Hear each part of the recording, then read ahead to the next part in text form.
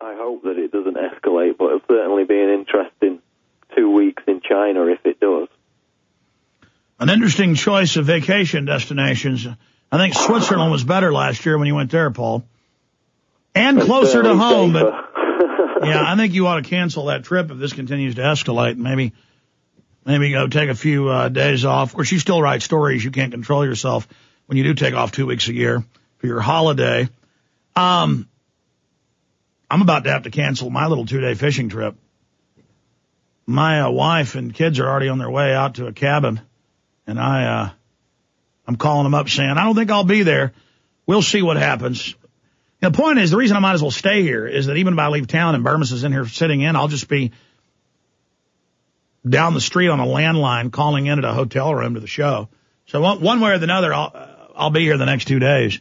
Watson, if you look at how World War I started with the assassination of the Crown Prince of the Austrian-Hungarian Empire, if you look at how World War II started, if you look at how they prod and manipulate, they first build up enemies. The globalists built up Hitler and then went after him. They built up North Korea going after him, built up Pakistan, built up Iran. I mean, it's the same story over and over again. These bankers literally build the Soviets so they can be an enemy. The CIA funds Castro and then supposedly loses control of him. They do the same thing over and over and over again. And there's no doubt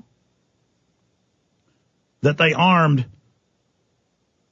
North Korea. There's no doubt they armed Pakistan. The Pakistani president goes on TV and says the West is controlling Taliban and Al-Qaeda to commit assassinations and destabilize the government. Only about a third, most of the populous cities, so it's the most of the population, but it's about a third of the geography. I've seen the maps of what Pakistan even controls today, and they're losing control of their nation, just like Russia lost control of Afghanistan to CIA-controlled operatives. And, we're not defending Pakistan or defending Russia. Facts are facts. And then our media has such contempt for the American people that they tell us Taliban and Al-Qaeda are with the Pakistani government. I mean, how asinine is that? And they clearly launched the attacks on India. And we had the former head of Pakistani intelligence, Hamid Gul, on breaking that down. I mean, it's the same MO over and over. Clearly looking at this picture, they're trying to make the entire world descend into regional conflicts, and then NATO and the United States will play the part of saviors. Your take on that, Watson, and then let's get into who gave them the nukes. Well, that's right. It's called order out of chaos.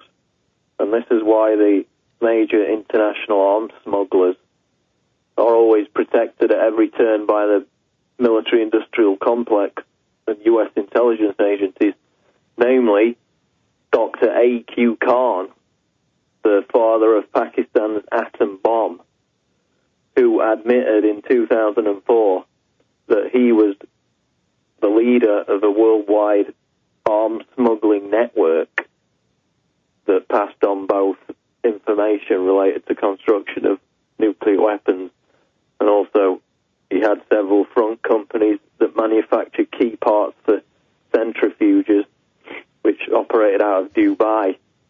And of course, these front companies shipped these nuclear components to Iran, Libya, and North Korea.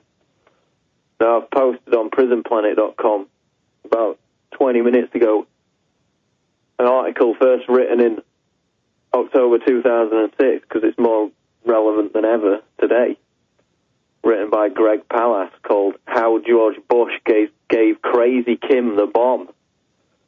And it discusses the fact that before 9/11, and the memo was released after 9/11 by Greg Pallas via BBC Newsnight, top-level U.S. intelligence agent told Pallas and gave him documents proving it, that the FBI were issued by higher-ups a, quote, back-off directive, not only to people connected with the 9/11 patsy hijackers, so their movements couldn't be traced. And W199I.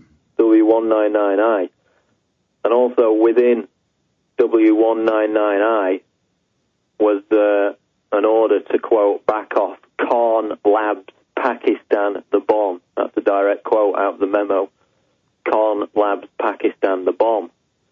So here you have, shortly before 9/11, in 2001, the FBI being ordered to back off A.Q. Khan while he was conducting this illegal international arms smuggling operation and giving nuclear technology and nuclear secrets not only to Iran but also to North Korea.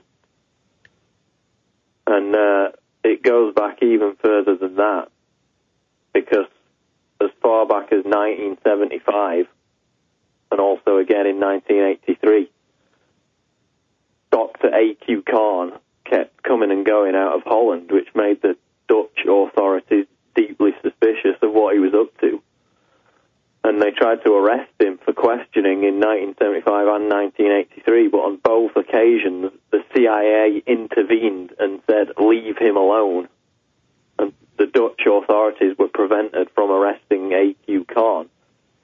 And the former Dutch Prime Minister said, quote, the man was followed for almost 10 years, and obviously he was a serious problem. But again, I was told that the secret services could handle it more effectively.